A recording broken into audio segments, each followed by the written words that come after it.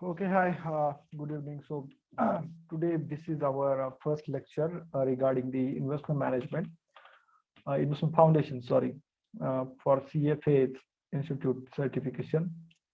So, in this program, we are going to complete the CFA certification for investment foundation as well as CFI 14 certification. The list I already provided to you.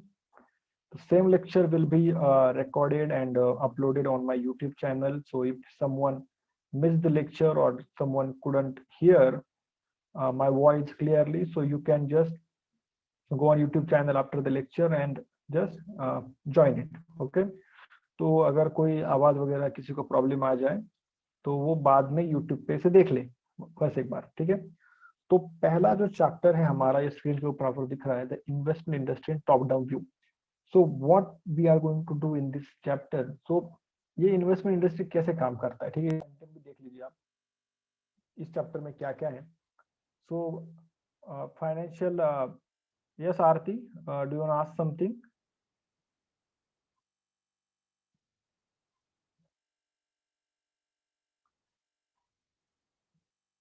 Okay, so आरती ने actually she raised her hand, confused. use a chat box, chat box में डालिए अपने जो option है। App में जब अगर आप जाएंगे तो नीचे आपको यहाँ पर मोर नाम का ऑप्शन मिलेगा आपके ऐप पे, और वहां मोर पे क्लिक कीजिए उसमें, ठीक है। तो ये जूम है, पहली बार हम जूम पे ले रहे हैं इसलिए कंफ्यूजन होगी थोड़ी सी, तो पूछ लीजिए अगर कोई हो तो। ओके, तो पहला हम देखेंगे इसमें द फाइनेंशियल सर्विसेज की डिस्क्रिप्शन देखेंगे। Okay, then what financial institution के types like bank, insurance companies, ये मेन दो टाइप होते हैं तो इनको देखेंगे।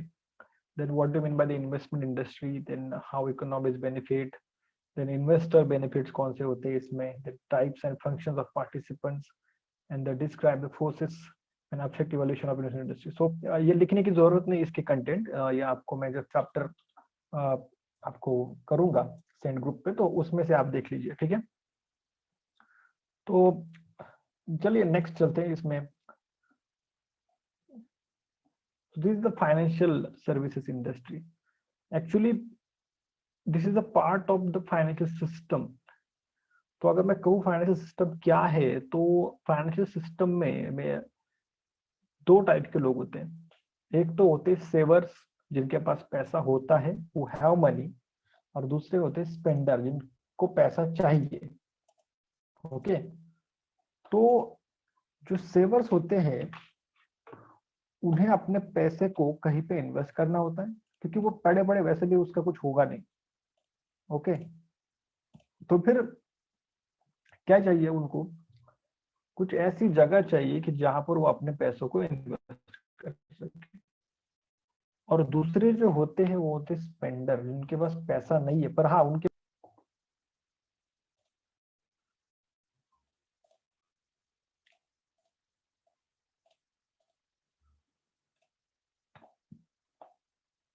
ओके, सो उनके पास कुछ ना कुछ तो रहेगा खर्च करने के लिए कहिए, या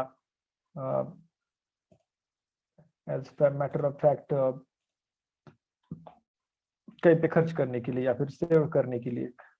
ओके, सो सॉरी, ये स्क्रीन अनशेयर हो गई थी।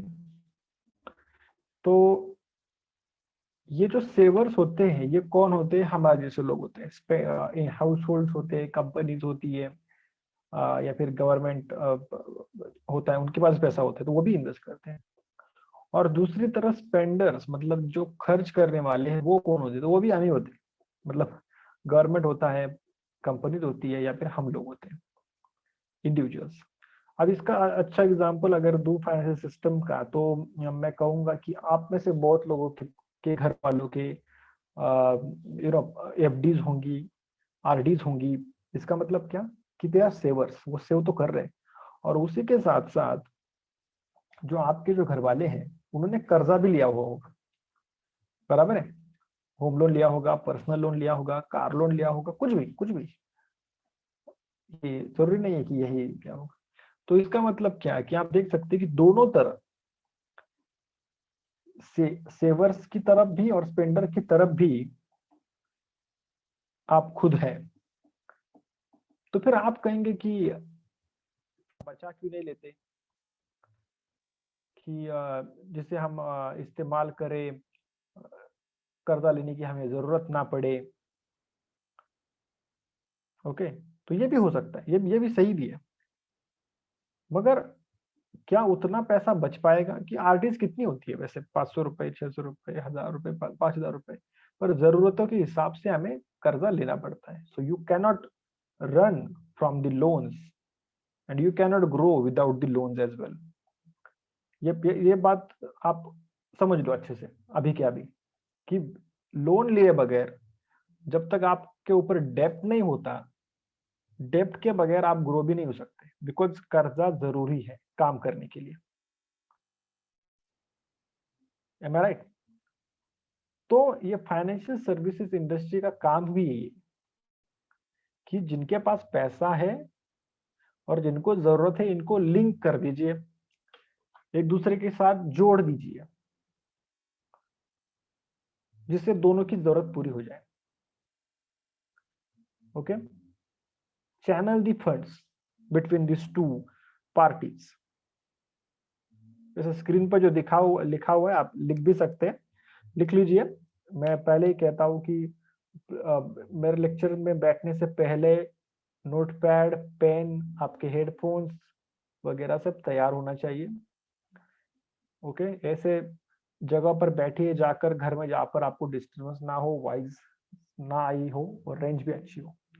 ठीक है, तो ये तो हो गया फाइनेंशियल इंडस्ट्री। ये भी एक इसका डायग्राम ही जैसे ही देख लीजिए इसको, कि दो टाइप से ये फाइनेंस चैनल किए जाते हैं। एक तो पहला वाला होता है डायरेक्ट फाइनेंस। चलो पहले हम इनडायरेक्ट वाला देख लेते हैं, जो नीचे दिखा है, जो नीचे दिख रहा है आपको। अब ये जो इनडायरेक्ट फाइनेंस होता है, ये होता है बैंक के थ्रू। मतलब क्या कि अब देखिए, समझ लीजिए, चलिए अमित के पास 1 लाख रुपए है सेव करने के लिए। उसे वो कहीं पे तो सेव करने हैं, कहीं पे रखने हैं। और मुझे 1 लाख रुपए की जरूरत है, मुझे लोन चाहिए। तो मैं अब डायरेक्टली अमित के पास जाकर तो कहूंगा नहीं, अगर मेरी जान पहचान नहीं है तो मैं डायरेक्ट उससे जाकर थोड़ी कहूंगा, अरे अमित मुझे 1 लाख रुपए दे दे, मुझे जरूरत है। वो कहेगा, अरे भाई कौन है तू, तुझे क्यों दूं, मैं तो बैंक में जाकर दूंगा, रखूंगा। तो बैंक जो है वो हमारे बीच में हो गई इंटरमीडिएट। ठीक है, इनडायरेक्टली, मतलब अमित का ही पैसा मैं लूंगा, 1 लाख रुपए लूंगा, सिर्फ क्या है कि वो बैंक के पास जाकर देता है, मैं बैंक से लेता हूँ, डायरेक्ट वो मुझे देगा नहीं, मैं, हमारी जान पहचान तो है नहीं। तो ये हो गई इनडायरेक्ट फाइनेंसिंग। यहाँ पे बैंक जो है वो इंटरमीडिएट। ओके, और दूसरा होता है डायरेक्ट फाइनेंसिंग। ये होता है शेयर मार्केट के थ्रू, या फिर आप दोस्तों में भी डायरेक्ट फाइनेंसिंग ही होती है, किसी के साथ उधार ले लो वगैरह, ऐसा कुछ। तो सेवर्स जो होते हैं, पैसा है, वो क्या करते हैं, जो स्पेंडर्स है, रिमेंबर, जब आप जब आप शेयर्स लेते हो तो आप एक प्रकार से you are giving loan to that company. आप में से बहुत लोग, शीतल, एक काम करो, वहां पर ज्वाइन विथ इंटरनेट ऑडियो नाम का ऑप्शन आएगा स्क्रीन पे, उसे पे क्लिक करो। Okay, now you can hear me. Sheetal, बोलो।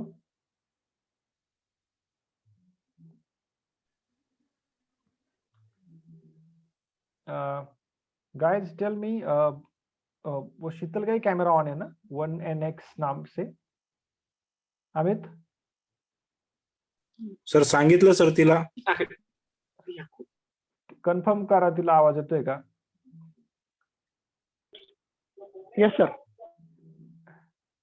ठीक आहे, तिला जॉईन विथ, तुम्हाला माहिती कसं काय, तिला ऑप्शन येतो जॉईन विथ इंटरनेट ऑडिओ म्हणून.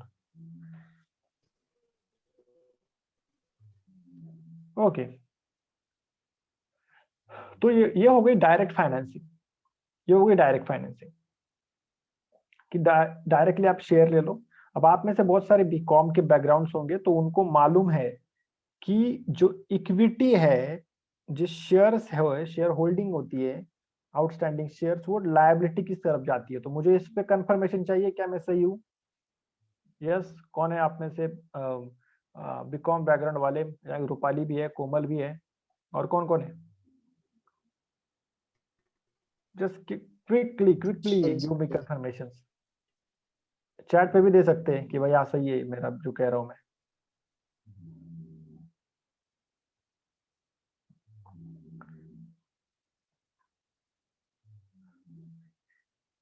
ओके, तो ये तो हो गया। यहाँ पर और कौन कौन है? शायद या रूपाली ने ज्वाइन नहीं किया है शायद। ओके, कोई बात नहीं, कोमल ने भी नहीं किया। तो ये लायबिलिटी की तरफ जाता है, इसलिए इसको लोन भी कहा जाए। इसे लोन ही है वो।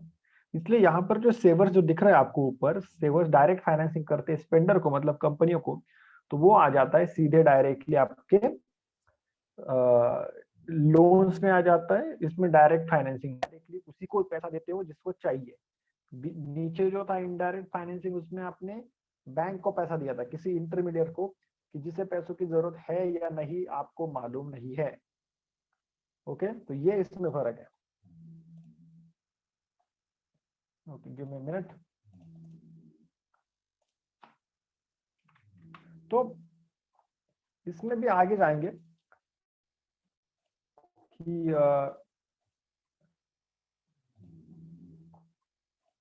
और कहाँ पर ये फाइनेंस इस्तेमाल किया जाता है। ओके, शायद और भी कोई लेट लेट ज्वाइन हो रहे लोग।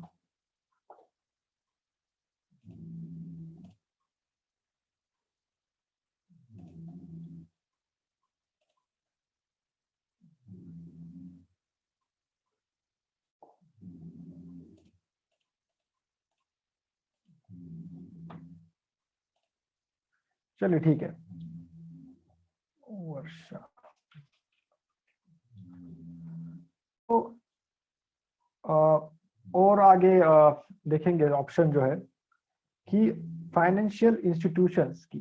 ओके, ये आपने चैप्टर्स प्रिंट किए हैं। आप में से बहुत लोगों को ये शायद मालूम नहीं होगा, तो मैं बता दूं आपको, प्रिंट कर लीजिए इन चैप्टर्स को, मैं नोट भेजूंगा। तो आगे जो है financial institutions which are financial intermediary, जो इनडायरेक्ट फाइनेंसिंग में हमें मदद करती है, दे आर हेल्पिंग अस। तो पहला है बैंक्स। अब बैंक्स कैसे काम करते हैं, मुझे ज्यादा इसमें जाने की या पढ़ने की जरूरत नहीं है, आपको अच्छी तरह से मालूम है। Banks collect deposit from सेवर्स and depositor. Okay, मतलब हम ही लोग हैं, सेवर्स जो है, हमारे पास पैसा ज्यादा है तो हमें जरूरत नहीं है, तो हम क्या सोचते हैं कि भाई चलो कहीं पे सेव करी जाए, कहीं पे रखे जाए पैसे, वैसे भी हम खर्च ही करेंगे उसको शॉपिंग में वगैरह। तो इसलिए हम क्या करेंगे, उसको रखते हैं अपने बैंक्स में in the form of fix deposits और in the form of RDs, और वैसे भी रख देते हैं, सेविंग में भी रख देते हैं, इसमें बड़ी बात नहीं है इसमें। तो ये जो हो गए, ये तो हो गया आपकी डिपॉजिट जैसा। मगर वही पैसा बैंक होती है, वो देती है बोरोवर को, जिसको लोन चाहिए। ओके, तो ये भी आपको देखना पड़ेगा कि आप लोन, आप किस कैटेगरी में बैठते हो, आप सेवर में बैठते हो, स्पेंडर में, जैसे मैंने कहा दोनों में बैठते हो। तो यहाँ पर हम पैसा देते हैं, आप में से 4 लोग क्या करेंगे, पैसा रखेंगे, 4 लोग पैसे निकाल लेंगे। तो बैंक को जो पैसा मिलता है, प्रॉफिट मिलता है, वो बीच का होता है। मतलब जैसे एफडी को जो है मेरे ख्याल से 6-7.5% का चल रहा है फिलहाल नेशनल बैंक्स में, और उसी वक्त जो पर्सनल लोन्स है वो 11 से 13% के आसपास है। तो ये जो बीच का जो है, ये बैंकों की कमाई होती है, प्रॉफिट्स होते हैं, ठीक है। तो एंड बैंक्स को डिपॉजिट टेकिंग इंस्टीट्यूट भी कहा जाता है, क्योंकि डिपॉजिट लेते हैं। ये अब ये कमर्शियल बैंकिंग हुई। आगे जाकर इसमें भी टाइप्स है, कमर्शियल बैंकिंग में है और इन्वेस्टमेंट बैंकिंग में। अब कमर्शियल बैंक्स में भी आपको शेड्यूल बैंक मिलेंगे, नॉन शेड्यूल मिलेंगे, गवर्नमेंट मिलेंगे, प्राइवेट मिलेंगे, फॉरेन बैंक्स में मिलेंगे। उधर वो नाबार्ड के भी बैंक्स होते हैं, बस संस्था बोलते हैं उनको, क्रेडिट सोसाइटीज, अर्बन बैंक्स, बराबर है, कोऑपरेटिव बैंक्स। तो ये सब मिलजुल कर इनको कमर्शियल बैंकिंग ही कहा जाता है। So remember the word about the commercial banking. We are right now talking about the commercial banking. So don't go with the investment banking and other options. Okay. तो ये भी देखना पड़ेगा आपको। अब यहाँ पर देखिए कॉर्पोरेट, नीचे सबसे नीचे पॉइंट है स्क्रीन पे, cooperative banking and mutual banks के बारे में। ये जो बैंक्स है ये एक और प्रोडक्ट तैयार करती है जिसे कहते हैं मॉर्गेज बैक सिक्योरिटीज। ओके। अब मॉर्गेज बैक सिक्योरिटीज में क्या होता है कि बहुत बार जब हम लोन लेते हैं तो हम कुछ ना कुछ तो गिरवी रखना ही पड़ता है।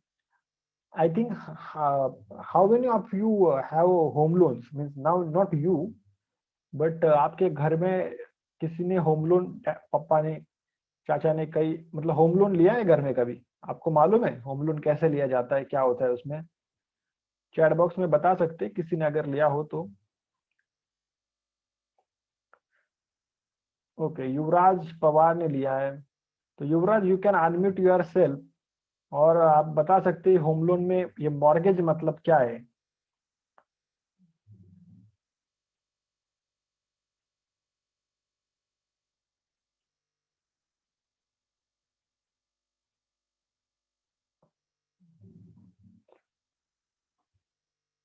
Yuvraj you can talk.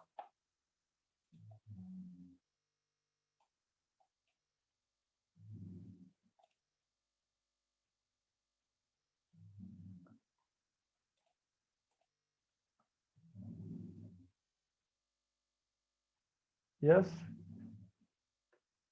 युवराज, बात कर सकते हैं आप? यस और नो, और यू कैन नॉट गेट मी।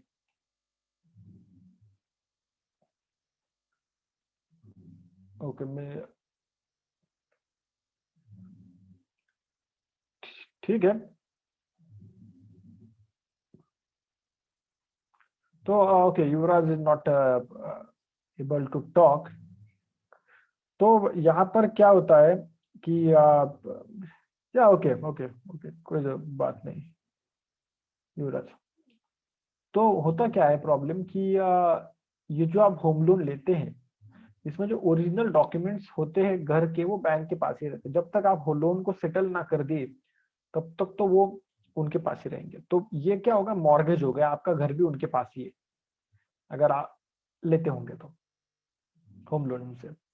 तो ये ऐसे क्या होता है, उनके पास बहुत सारी मॉर्गेजेस आती है। मतलब जैसे मैंने पिछली बार भी एक लेक्चर में कहा था कि सबसे औरंगाबाद में सबसे ज्यादा अगर होम लोन्स दिए जाते हैं तो वो एसबीआई की तरफ से दिए जाते हैं, वहाँ की जो मेन ब्रांच है वहां से। तो ऐसे तो उनके पास तो बहुत सारे होते होंगे, 100 हजारों। औरंगाबाद भी की बात करूँ तो मैं, अगर आप एसबीआई में जाकर देखो वो बता देंगे आपको आराम से। आप वहाँ की एसबीआई की मेन ब्रांच में जाओ, होम लोन की जो ब्रांच है वहां पर, या मेरे ख्याल से वो नेरला बाजार के आसपास ही है कहीं पे, तो वहां पर जाइए और उनसे पूछ लीजिए कि हमें सर डेटा चाहिए, सिर्फ हमें नंबर चाहिए, नंबर कि आपके यहाँ पर फिलहाल कितने होम लोन एक्टिव है। मतलब कितने होम लोन है, नंबर चाहिए कि 10,000 लोगों ने लिया है, 15,000 लोगों ने लिया है, तो वो 10,000 के आगे आएगा। अब सोच लो कि 10,000 लोगों ने होम लोन्स लिए हैं, तो उनके 10,000 लोगों के जो पेपर है वो अभी किसके पास होंगे, बैंक के पास ही होंगे। तो हो गया उनके पास मॉर्गेज का बहुत बड़ा एक बंच हो गया। तो वो क्या करते हैं, उस मॉर्गेज को बैक करके एक सिक्योरिटी बेचते हैं, वापस से पैसा लेते हैं हमसे ही एज इन्वेस्टमेंट। अब उनको तो मालूम है कि होम लोन वाले तो लोग पैसा देंगे ही ईएमआई, क्योंकि घर पे जब्ती भी आ सकती है तो डर के देंगे ही। तो ये जो लोग दूसरे जगह से जहाँ से पैसा उठाया गया है इन द फॉर्म ऑफ इन्वेस्टमेंट, तो उनको तो आराम से हम दे सकते हैं पैसा, कोई जरूरत नहीं है इतना कुछ ऊपर नीचे करने की। यहाँ से जो ईएमआई आएगा वही यहाँ पर दे देंगे, पर बीच में जो मिलेगा, जो इन्वेस्टमेंट के फॉर्म में पैसा मिला है वो भी हम लोन ही देंगे दूसरी जगह, तो ये इंटरेस्ट बीच में हम खाएंगे। ठीक है, तो ये सबसे मतलब उनका अच्छा तरीका होता है। पर मॉर्गेज बैक सिक्योरिटीज का सबसे जो हुआ था बहुत ही खतरनाक हुआ था 2008 में, जो रिसेशन आया था अमेरिका में, तो वो इसी कारण आया था, मॉर्गेज बैक सिक्योरिटी के कारण ही। क्योंकि इतने ज्यादा मॉर्गेज बैक सिक्योरिटी हो चुके थे, बहुत ज्यादा, और उस पर बहुत ज्यादा मॉर्गेज बैक सिक्योरिटी पे इन्वेस्टमेंट भी आ गई थी। और लोगों ने क्या किया, जो मॉर्गेज जिनका था, होम लोन देने से ही मतलब पैसा ही भरना बंद कर दिया ईएमआई, जाओ क्या करना है करो। और जब वो पूरे के पूरे घर बेचने के लिए निकले तो पता चला कि लोगों के पास पैसा ही नहीं है, क्योंकि वो पैसा उन्होंने ऑलरेडी दिया था मॉर्गेज बैक सिक्योरिटीज में, और वापस से वही लोग थे जिन्होंने लोन भी लिया था, होम लोन भी। तो हुआ क्या कि वो एक जैसे हो गया, वो पैसा वही के वही अटक गया बीच में ही। तो ऐसा भी हो सकता है, इंडिया में तो ऐसा हुआ नहीं है अब तक। ठीक है, तो पर यहाँ पर हो सकता है। तो this is all about the banks, financial system, financial services and how it work. तो मैं अपने अगले लेक्चर में इंश्योरेंस के बारे में बात करूंगा इस सिस्टम में। तो right now I will stop here and let the discussion begin. So आप अभी सवाल भी पूछ सकते हैं, अगर कुछ डिस्कस है तो डिस्कस भी कर सकते हैं। ओके, सो गो नाउ, अनम्यूट योरसेल्फ। आप खुद को अनम्यूट कर सकते हो, बात कर सकते हैं। यस, बोलिए।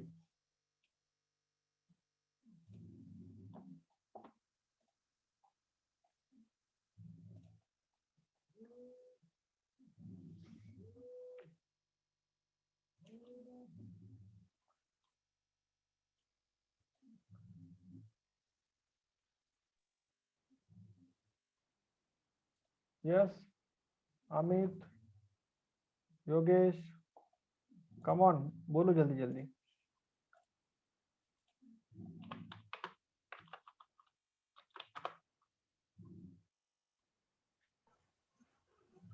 सर परसों जो पॉइंट लिए थे स्टूडेंट्स ने हेज फंड्स और फंडामेंटल एनालिसिस पे, हाँ, तो उसका कुछ डिटेल नहीं आया मेरे पास ग्रुप पे। या ओके, अच्छा हुआ मुझे वो याद दिला दिया। एक काम करो श्रीकांत, आप कितने बजे सोते हैं? 12 बजे सर। 12 बजे। So okay, so you are available ना? हो सर। ओके, तो एक और कौन कौन है आपके साथ, मतलब इस पॉइंट के लिए? क्योंकि आप क्या करूंगा मैं, सीधा कॉल ही ले लूंगा और कॉल भी बता दूंगा, आप ही उधर टाइप कर लो, डिस्कस कर लेंगे हम। ठीक है, ओके सर। तो और कौन कौन है इनके साथ? विशाल है और